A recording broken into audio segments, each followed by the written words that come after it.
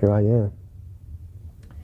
And yet, you couldn't have devoted everything to basketball because you're a very bright young man as well. What I mean is, we live in a structured society that requires certain kids to go to school at certain times, and you're bright. You have your grades. Is that important to you too? Oh, it's very important because nowadays people, when they think about athletes, don't even think about basketball or ice hockey or football. They don't really concentrate on their grades. And I think now people say, well, if he's a good basketball player, he might not be doing good in school, or he's gonna put the ball in the hoop, but. There's always that but, and I don't want to have any buts. When people mention Kobe Bryant, I always want to say he's a great basketball player, he's a good person, and he does great in class. Is that what makes you extremely satisfied? Because that's what we've heard all along the way. And when we got to know you a little bit better, we were drawn to, yeah, he can play hoops, but there's 100 kids we see a year that can play hoops. It's like, wow, this guy's a sharp young man. Is that what you like hearing? Yes, that's what I like hearing. I know that I'm a pretty good basketball player. People come up to me and compliment me on my basketball every day. But I wouldn't mind hearing, Kobe, you're a good person. You helped me out through school, or you're doing great in school, and things like that. I like to hear that kind of stuff. So you met this young man where? South Carolina, Myrtle Beach. And his name? Jared Gibson. A fan of yours? Yes. You meet him at a tournament, and he writes you a letter afterwards. Beautiful letter. What does it say? Dear Kobe, how's life treating you these days? I sincerely hope that this letter may find you in the best of health. I'm writing to thank you for the outstanding performance and character you displayed at the Beach Ball Classic. My name is Jared Gibson.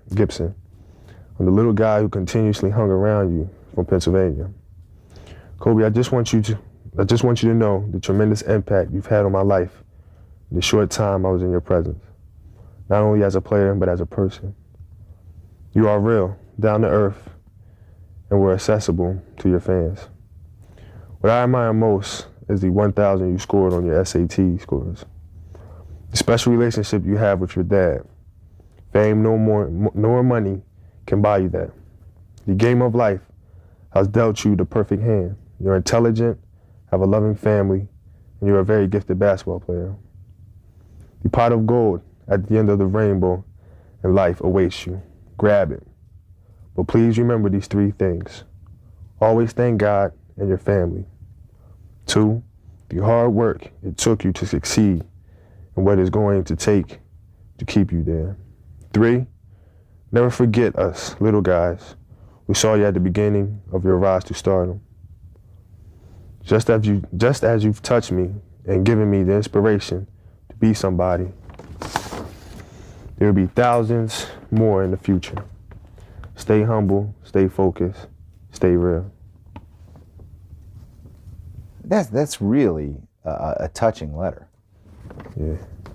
What are things that, now that you've had an opportunity to read again, I'm sure you've read it many times, what are the things that jump out at you, that seem real to you, that you do need to think about? Well, the thing when he said, stay focused, stay real, that's very important to me, because you hear about athletes who, before they reach stardom, you see them, they slap files with you, speak to you or whatever. And then when they reach stardom and get money or whatever, they kind of stick their noses up, and say, well, the world owes me something. And that's something I don't want to ever be looked at. I want to stay myself. And when people see me on the street, they can just come up to me, speak to me, Kobe, how you doing? And it's just a great, he helps me stay focused when he writes letters like this, when people write me letters.